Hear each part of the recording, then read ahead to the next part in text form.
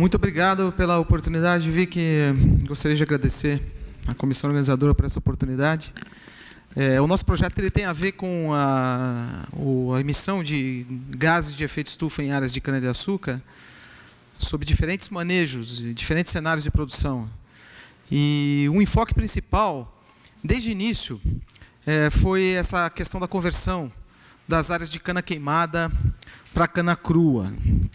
Bem, de início do nosso trabalho, nossa ideia era basicamente trabalhar com avaliações de campo, onde a emissão de CO2 do solo ela seria analisada, entendendo da melhor forma possível como essa varia espacialmente, como essa se relaciona com propriedades do solo, como a emissão varia ao longo do tempo, quais os manejos afetam mais a emissão, né?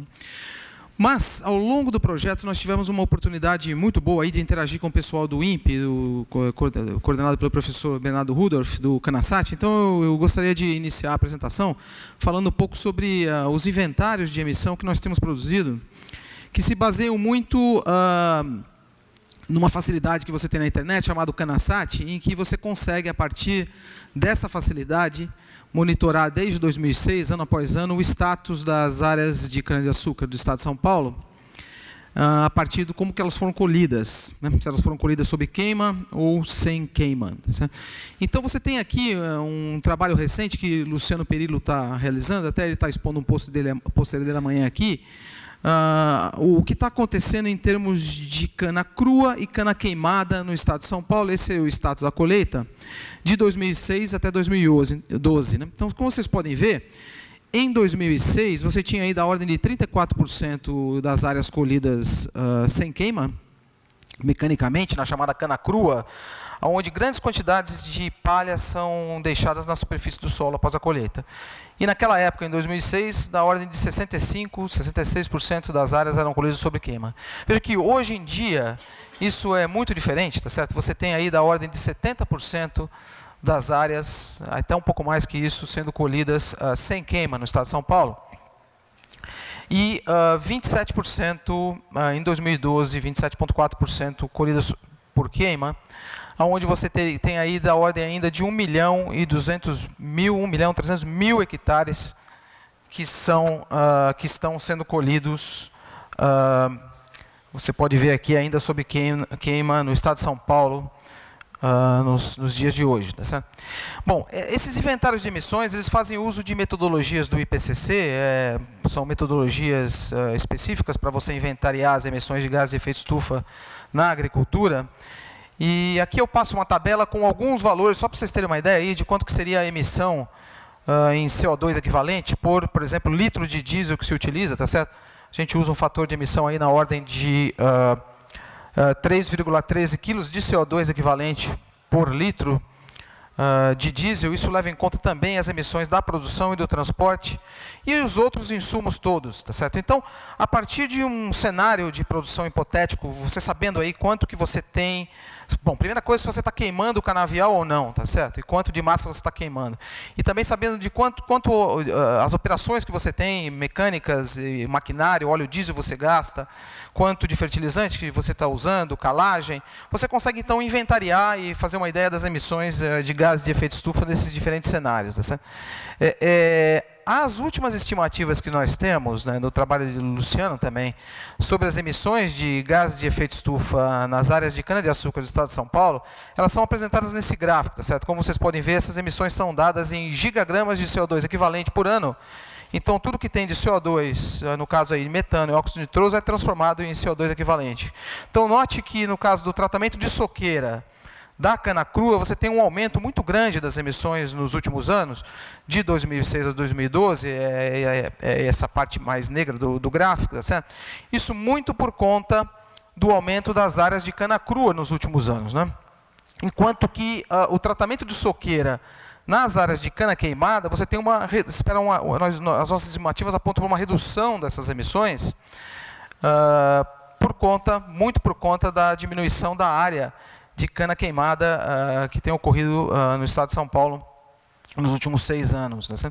No tratamento de soqueira, você tem basicamente emissões associadas a fertilizantes sintéticos, fertilizantes orgânicos e calagem. Já na colheita, as emissões elas são muito associadas ao uso de diesel, né? Então você tem também esse aspecto, tá certo? E também no caso da cana queimada, você tem na colheita, né, a emissão associada à queima da cana. Nós estamos falando então aí hoje em dia as emissões da fase agrícola da cana-de-açúcar de todo o estado de São Paulo, levando em conta todos os aspectos que nós podemos contemplar a partir dessas metodologias de inventário, nós estamos falando aí algo da ordem de 10.000 gigagramas de CO2 equivalente por ano. Tá? E a boa notícia é que quando você divide essas emissões pela unidade diária, né, plantada, isso está caindo. Tá? Então hoje você tem aí, você tinha em 2006, pelas nossas contas, da ordem de 2.300 a 2.400 quilos de CO2 equivalente emitido por hectare ano, e hoje você está aí mais na faixa de 2.100. Né? Essa redução por unidade diária tem ocorrido por conta justamente da conversão das áreas de cana queimada para cana crua, então você já não tem mais aquela fonte de emissão que é a queima dos resíduos tão presente. Né? E a tendência disso é ir caindo cada vez mais, porque eu vou mostrar depois os resultados para vocês, o que está acontecendo realmente é as áreas de cana queimada estão sendo convertidas para mecanizada. Queria mostrar alguns números de um trabalho que nós publicamos recentemente, um dos trabalhos associados a esse projeto, onde nós, acho que eu posso usar essa palavra, inventariamos as emissões de gases de efeito estufa em áreas de cana-de-açúcar, sob o cenário cana queimada e cana crua, sob um determinado cenário. Mas, quer dizer, essas emissões, quando você fala de emissão de gás de efeito estufa em área de cana queimada e cana crua, não é um negócio tão simples. Né? Alguém poderia pensar assim, olha, provavelmente a cana queimada ela emite muito mais, né, mas por causa da queima dos resíduos, a queima do canavial pré-colheita, mas quando você queima uma cultura agrícola, o que vai de CO2 para a atmosfera, você não considera uma emissão líquida, porque depois a cultura ela cresce e puxa esse CO2 de volta. Então, o que você pode considerar são as emissões na queima de metano e óxido nitroso. Isso tem a ver com a relação CN da cultura que está sendo queimada e a eficiência da queima ali no campo, né, que não é 100%.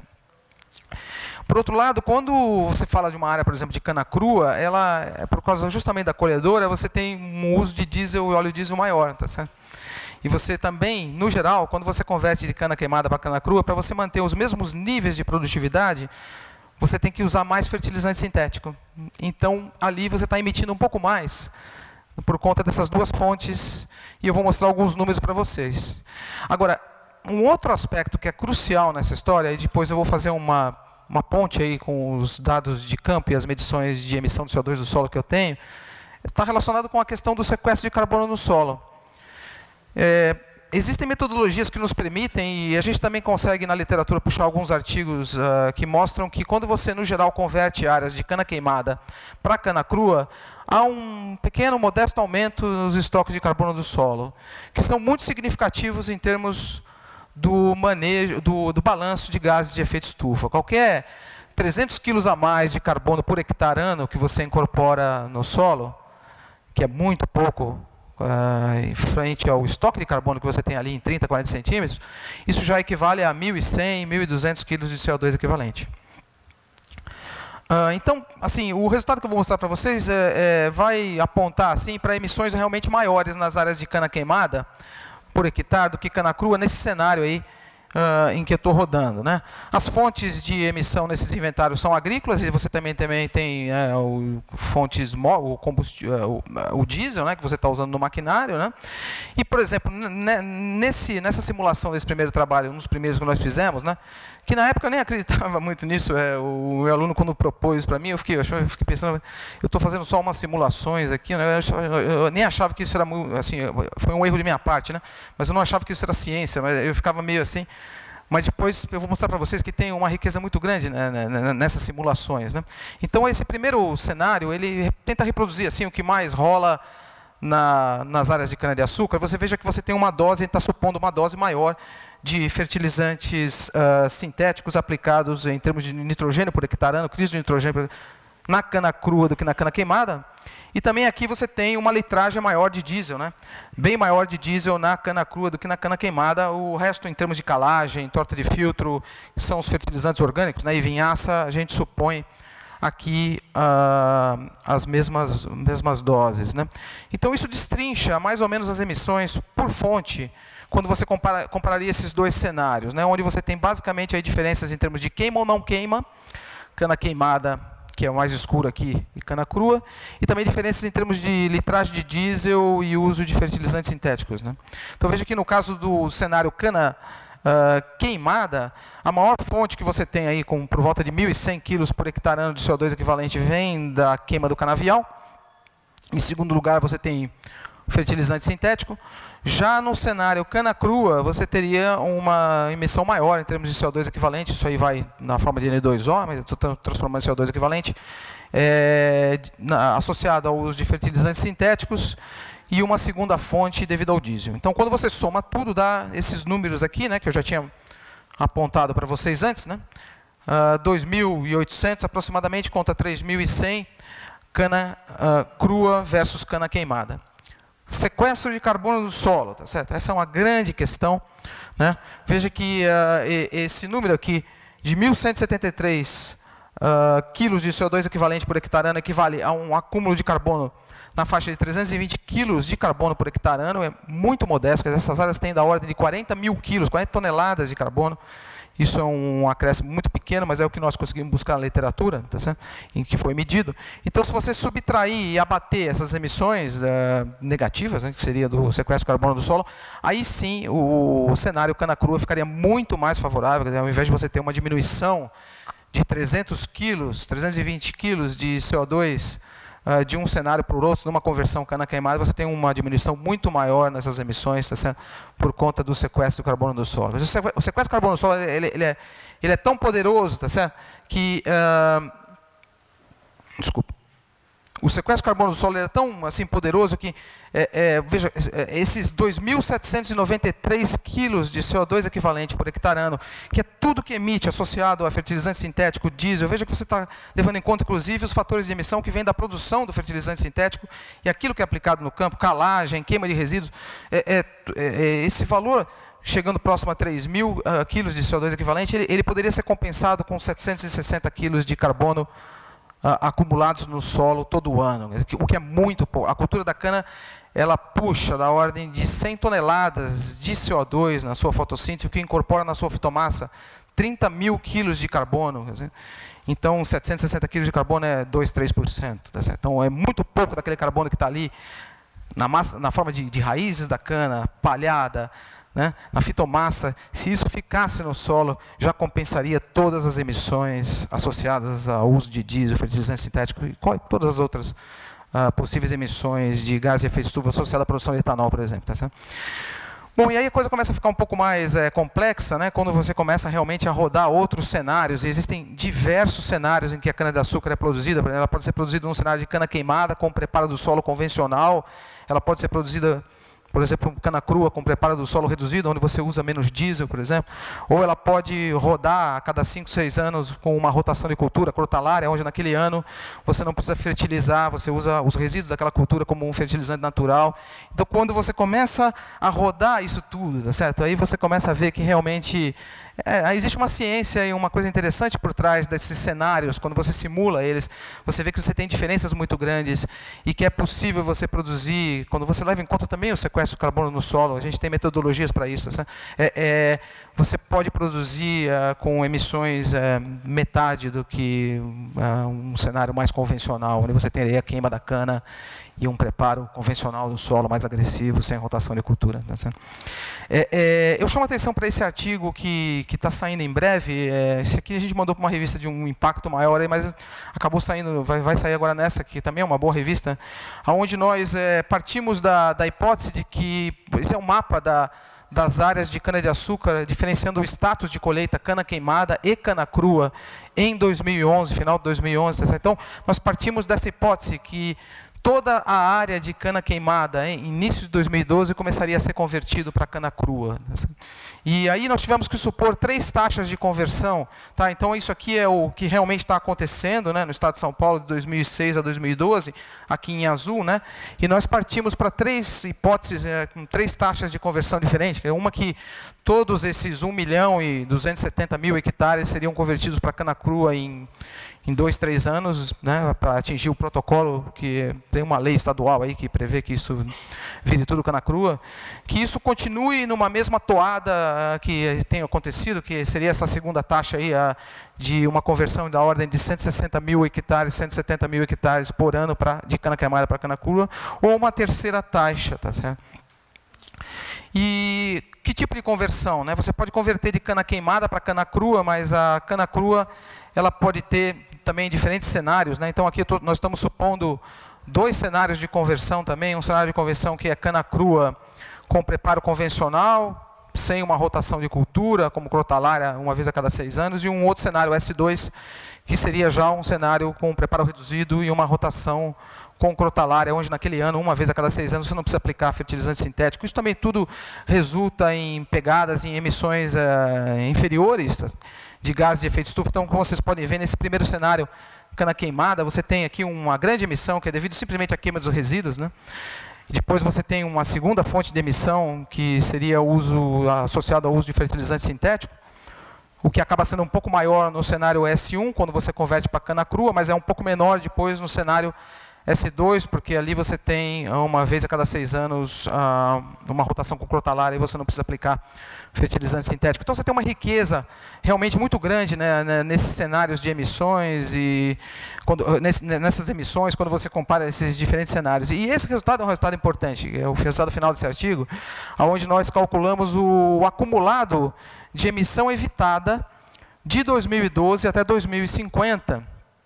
A emissão evitada ou aquilo que também foi acumulado no solo nessas conversões, tá certo? Então a gente espera que até 2050, no cenário de conversão mais favorável e também no sistema de prática mais favorável, que é aquele em que você tem um preparo reduzido do solo e uma rotação com crotalária uma vez a cada 6 anos, a gente espera que você chegue até 70 megatoneladas de CO2 equivalente à emissão evitada nesses 38 anos. 70 megatoneladas de CO2 equivalente, isso é um número bastante expressivo.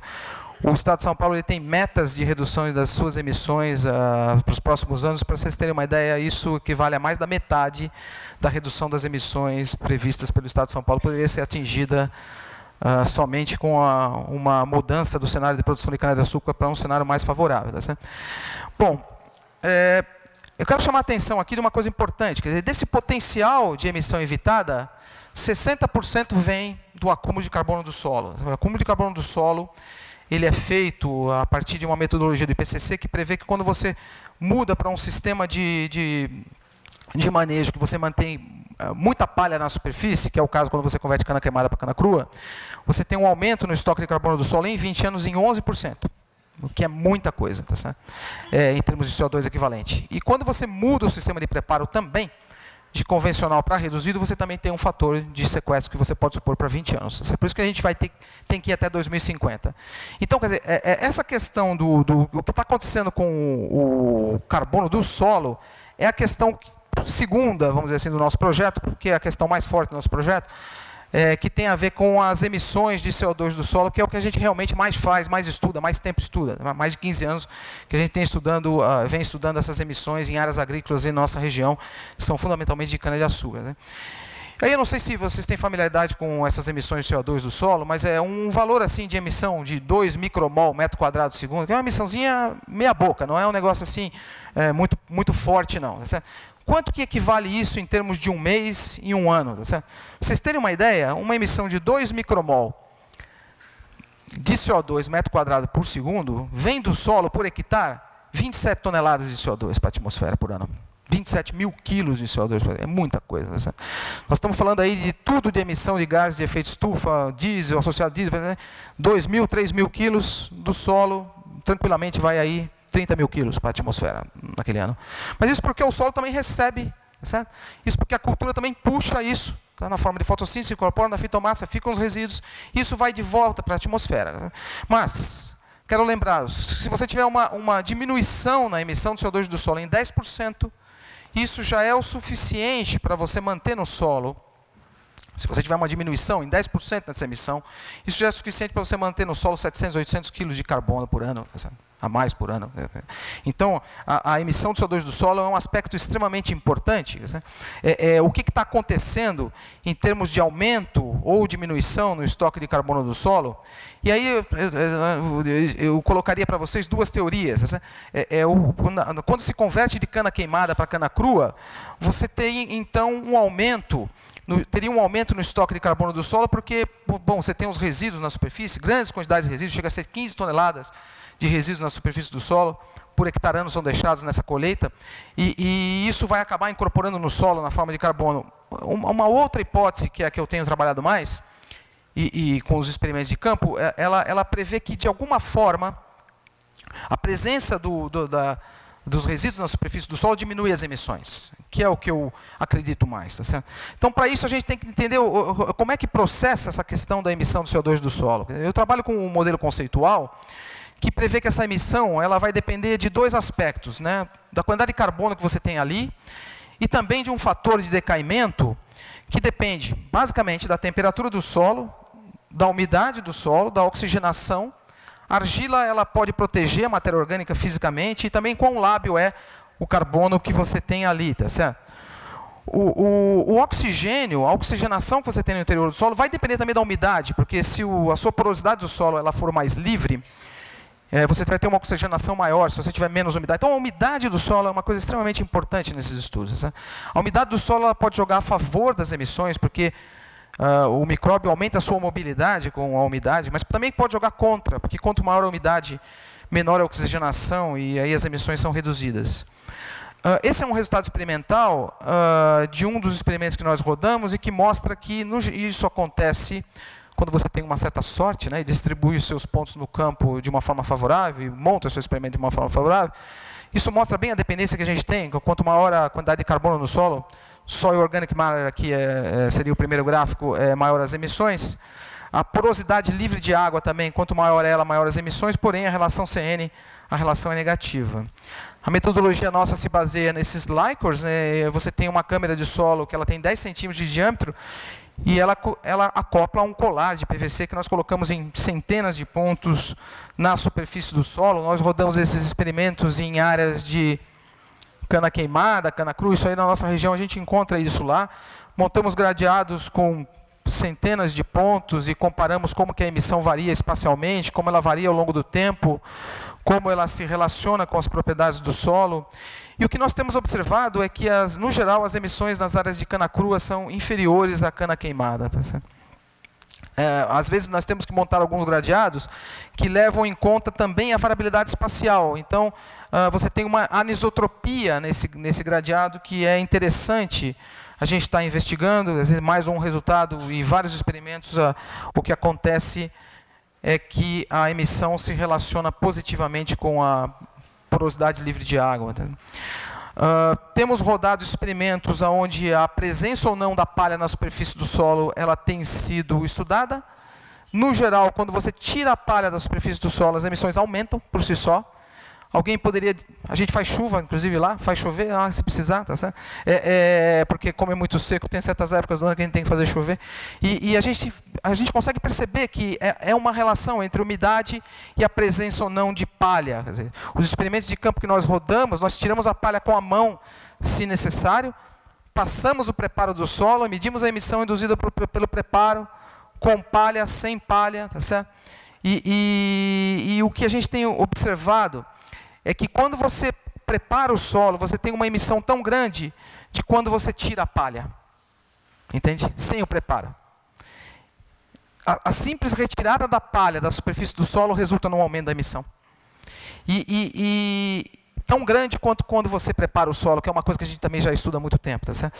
E isso vem acompanhado de uma diminuição da umidade do solo. Tá certo? Da umidade do solo. Quer dizer, então, eu diria que um dos principais resultados que nós temos, hoje em dia, tem apontado para nós que a necessidade da gente estar medindo as trocas de oxigênio, concomitantemente com as trocas de CO2, que é uma coisa muito pouco investigada, e que não é bem a umidade do solo, mas sim o oxigênio, que está no interior do solo, que estaria governando as emissões, o que faz sentido de acordo com aquele modelo conceitual que vem do modelo centro e da dinâmica da matéria orgânica do solo. Acho que vocês não viram, já me passaram um alerta aí que eu tenho que terminar, tá certo? Então eu queria terminar dizendo o seguinte, que esses trabalhos de inventários, em que você faz estimativas para o estado de São Paulo inteiro, para o Brasil inteiro, são realmente muito importantes, nós somos muito felizes em poder trabalhar com isso, mas também é muito importante pequenos trabalhos onde você vai num determinado local e faz um determinado estudo de campo, mesmo que seja válido mais ali regionalmente ou localmente, porque tudo isso que a gente está fazendo em termos de estimativas depende muito da caracterização dessas emissões, né? Alguns artigos mais recentes, nós publicamos mais de 20 artigos nos últimos anos por conta desse projeto, né? Alguns mais relacionados a inventários, outros mais a experimentos de campo, e como vai ficar essa apresentação para vocês no PDF do site, depois se vocês quiserem, vocês dão mais uma olhada. Muito obrigado.